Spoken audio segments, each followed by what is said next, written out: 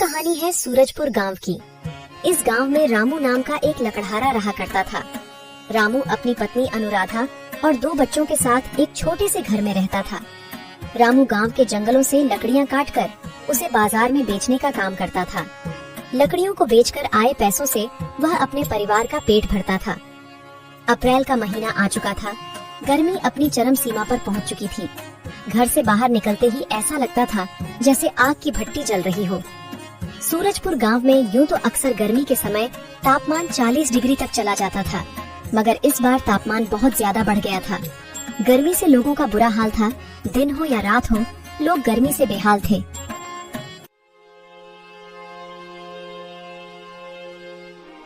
इस साल तो गर्मी बहुत ज्यादा पड़ी है। इस गर्मी में तो काम करना बहुत कठिन हो गया है। इतनी कड़ी धूप में बाहर निकलो तो ऐसा लगता है जैसे यह शरीर किसी आग की भट्टी में तप रहा हो।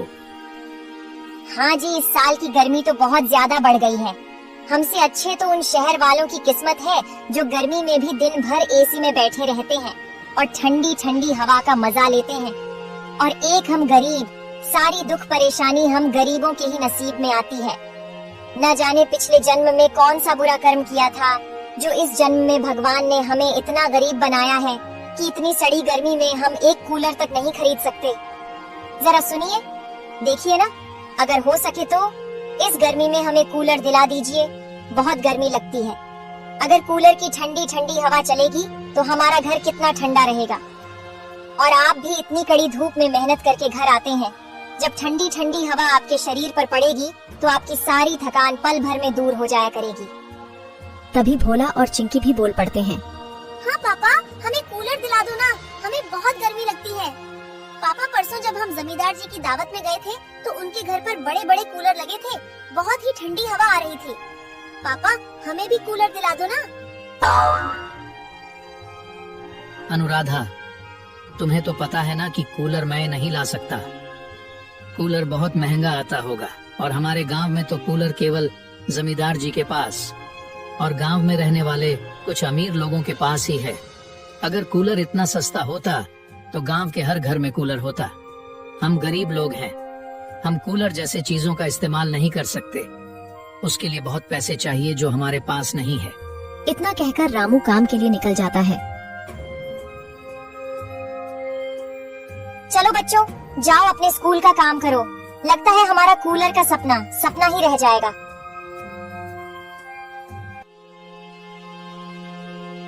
हे भगवान, क्या करूं? अनुराधा और बच्चे कूलर की मांग कर रहे हैं। मैं उनकी यह इच्छा पूरा करना चाहता हूं, मगर इतने पैसे नहीं हैं कि मैं उनके लिए कूलर खरीद सकूं।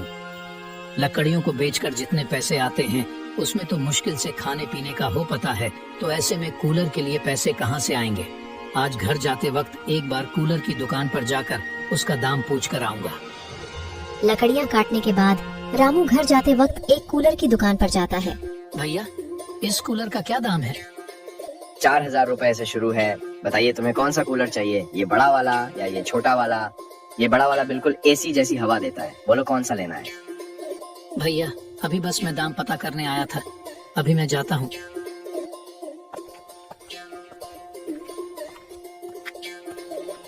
हे भगवान, 4000 रुपए, इतने पैसे तो नहीं है मेरे पास।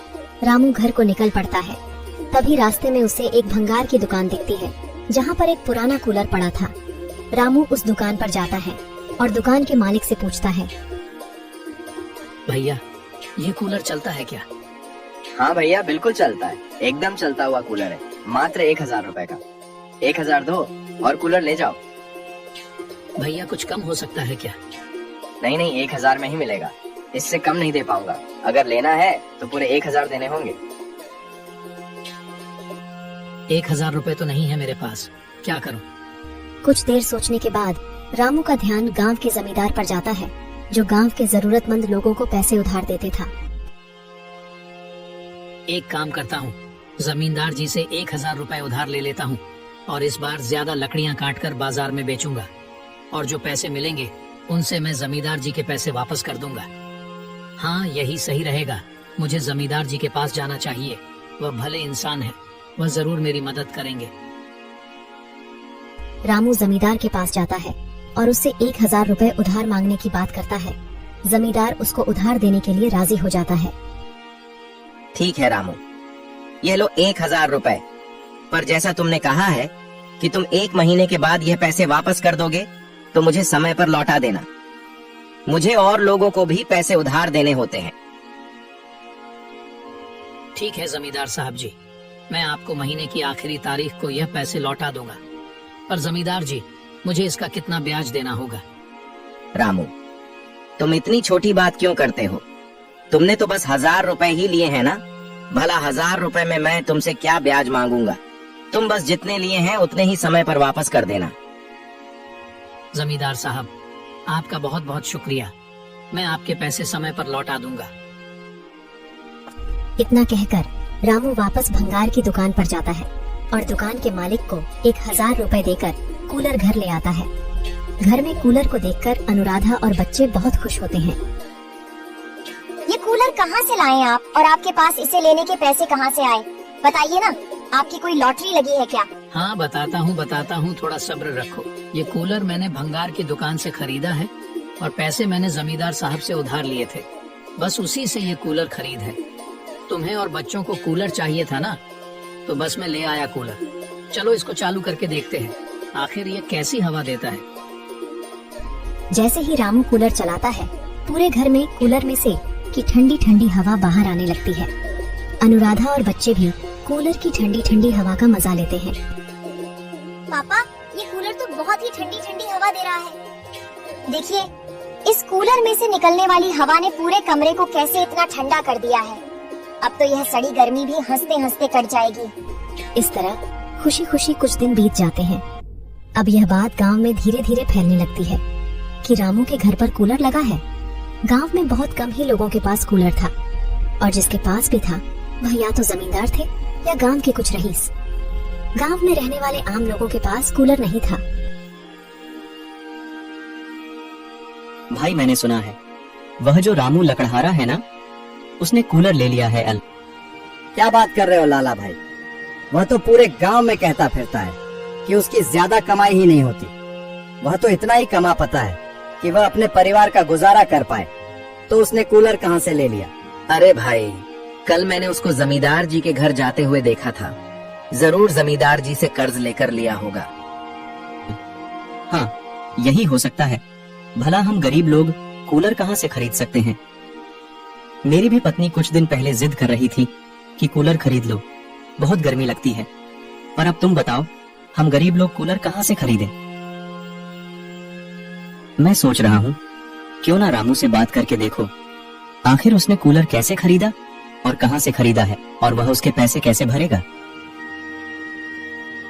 हरिया अगले दिन जब काम पर जाता है तो लाला उसे रोकते हुए कहता है, अरे रामू भाई, मैंने सुना है तुमने एक नया कूलर खरीदा है। अरे नहीं लाला भाई, नया कूलर नहीं है। नए कूलर के पैसे कहाँ से आएंगे? वो एक पुराना कूलर है, एक भंगार की दुकान में मिल रहा था, तो मैं जमींदार जी से थोड़ा कर्ज लेकर खरीद लिया। ओह अच्छा, तुमने पुराना कूलर कर्ज से खरीदा है? हाँ लाला भैया, अब इतने तो पैसे थे नहीं कि नया कूलर खरीदा जा सके, और बच्चे भी बहुत जिद कर रहे थे कि पापा इस बार कूलर ला दो। तो मुझे भंगार की दुकान पर यह पुराना कूलर दिखा और मैंने इसे खरीद लिया। अब मैं काम पर जा रहा हूँ। जमींदार जी का कर्ज भरना है ना, इसलिए ज्यादा काम करना पड़ेगा। चलो भाई, अच्छा हुआ कि तुमने कूलर खरीद लिया। अब मेहनत करके जमींदार जी का कर्ज जल्दी चुका देना।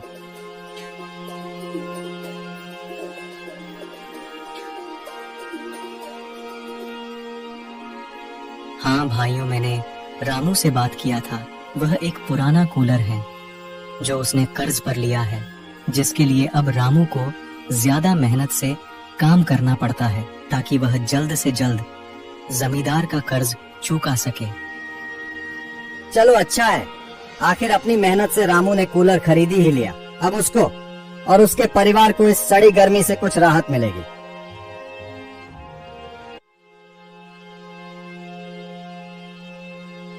अजी सुनते हो, सारे मेहमान घर पर आ चुके हैं और तुम्हें पता है ना बाहर कितनी गर्मी है। इतने सारे लोग के होने की वजह से घर में गर्मी और बढ़ गई है। जाइए कहीं ना कहीं से एक कूलर का जुगाड़ कर दीजिए। सुनीता, तुम्हें तो पता है ना अभी शादी में कितना खर्च हो गया है, और कूलर जैसी इतनी महंगी चीज खरीदने के पैसे नहीं बचे हैं। इतनी मेहनत से पाई पाई जोड़कर मैं आज बिटिया का ब्याह कर पा रहा हूँ। अगर सारे पैसे कूलर खरीदने में लगा देंगे तो बिटिया का ब्याह भी तो करना है, उसकी विदाई भी तो करनी है। मैं यह सब कुछ नहीं जानती, आप बस कहीं से एक कूलर ले आइए। बिटिया के ससुराल वाले भी आते ही होंगे, वह देखेंगे कि इनके घर में एक कूलर तक नहीं है तो वह क्या सोचेंगे हमारे बारे में। जी आप बस कहीं ना कहीं से एक कूलर का जुगाड़ कर दीजिए। तभी दयानंद का ध्यान गांव वाले लोगों पर जाता है। भाई मैंने सुना है वह जो रामू लकड़हारा है ना, उसने कूलर ले लिया है अल। मैं रामू से बात करके देखता हूँ, क्या पता वो मुझे कुछ दिन के लिए कूलर किराए पर देने को राजी हो जाए। ठीक है सुनीता, तुम सारे मेहमानों को संभालो, मैं कूलर का जुगाड़ करता हूँ। रामू के घर पर गांव का एक व्यक्ति आता है। रामू, तुमसे कुछ काम था। बोलो दयानंद, क्या काम है तुम्हें? रामू, क्या तुम कुछ दिन के लिए मुझे कूलर अपना किराए पर दे सकते हो? मैं तुम्हें प्रतिदिन के हिसाब से पैसे दे दूंगा। वह मेरी बिटिया का ब्याह है ना, तो बहुत सारे लोग घर पर आए हुए हैं, और तुम्हें तो पता है ना कि गर्मी कितनी बढ़ गई है, तो इसलिए कुछ दिन के लिए कूलर तुमसे किराए पर चाहिए था। दयानंद, तुम्हें तो पता है ना मेरे घर पर एक ही कूलर है। अगर मैं ये तुम्हें दे दूंगा तो मेरे घर वाले कूलर की हवा कैसे खाएंगे? तभी अनुराधा के मन में एक विचार आता है और वह दयानंद से कहती है, हाँ ठीक है दयानंद, हम आपको कुछ दिन के लिए कूलर दे देंगे, लेकिन आपको प्रतिदिन के हिसाब से 20 रुपए देना होगा, जितने दिन तक आप कूलर रखेंगे। दयानंद अनुराधा की बात से सहमत हो जाता है और वह कूलर ले जाता है। जी, मेरे दिमाग में एक विचार आया है, क्यों ना हम कूलर किराए पर दिया करें, क्योंकि गांव में बहुत सारे लोग हैं जिन्हें गांव के छोटे मोटे समारोह के लिए कूलर की जरूरत तो पड़ेगी ही, तो क्यों ना हम अपने कूलर को किराए पर देने का काम शुरू करें। इससे हमारी कमाई का एक जरिया भी बन जाएगा। बात तो तुम ठीक कह रही हो अनुराधा, पर हमारे पास तो एक ही कूलर है। अगर वह तुम गांव गांव में भेजती फिरोगी तो तुम हवा कैसे खाओगी? आखिर यह कूलर तो मैं तुम्हारे और बच्चों के हवा खाने के लिए लाया था। अजी कुछ दिन की तो बात है, जब कूलर को उधार पर देंगे तो उससे कुछ पैसे भी तो आएंगे, हम उन पैसे से एक और कूलर खरीद लेंगे। अब बोलो कैसा लगा मेरा विचार? हाँ अनुराधा, विचार तो तुम्हारा बहुत अच्छा है। थोड़ी ही दिन में किराए पर कूलर देने की वजह से रामू के पास कुछ पैसे इकट्ठे हो जाते हैं और वह आए पैसों से जमींदार जी से लिए हुए पैसे वापस कर देता है और बाकी बचे पैसों से एक और पुराना कूलर खरीद कर ले आता है और उसे अपने घर में लगा देता है। ऐसे ही 2 दिन बीत जाते हैं। तभी तीसरे दिन उसके घर पर 2 व्यक्ति आते हैं। रामू भाई, मैं तुमसे 2 दिन के लिए कूलर किराए पर लेने आया हूँ। अरे भाई, मुझे भी रामू से कूलर किराए पर चाहिए था। भाई तुम बात को समझो, मुझे कूलर की बहुत ज्यादा आवश्यकता है, तुम परसों ले जाना। मुझे यह कूलर आज और कल के लिए चाहिए। पर पहले मैं आया हूँ तो कूलर में ही लेकर जाऊंगा। अरे आप लोग बिल्कुल चिंता मत कीजिए, अब मेरे पास 2 कूलर हैं, एक आप ले जाइए और एक आप ले जाइए। तभी रामू के घर पर एक व्यक्ति और आ जाता है। रामू भैया, मुझे आज के लिए तुम्हारा कूलर किराए पर चाहिए था। भैया, अब तो मेरे पास 2 कूलर थे और दोनों किराए पर चढ़ चुके हैं। अभी मेरे पास कोई भी कूलर नहीं है, मुझे माफ करना, मैं अभी आपकी कोई मदद नहीं कर सकता। इस तरह रामू का कूलर का व्यापार अच्छा खासा चलने लगा था। थोड़े ही दिनों में रामू की कमाई अच्छी हो जाती है, जिससे वह अब और नए कूलर खरीद कर ले आता है और उनको गांव में किराए पर देने लगता है। थोड़े ही दिन में रामू ने कूलर के किराए के आए पैसों से बहुत सारे नए कूलर खरीद लिए थे। अनुराधा, अब मेरे पास बहुत सारे कूलर हो गए हैं, तो मैं सोच रहा हूँ क्यों ना बाजार में एक दुकान ले लूं और अब मैं उसमें कूलर बचा करूंगा और किराए पर भी दिया करूंगा। दोनों काम एक साथ एक ही दुकान पर हो जाया करेगा। जी, ये विचार तो आपका बहुत अच्छा है, मैं भी आपकी मदद करवा दिया करूंगी। रामू ने बाजार में कूलर की एक दुकान खोल ली। अब रामू दुकान पर कूलर केवल किराए पर देता ही नहीं था, बल्कि बेचा भी करता था।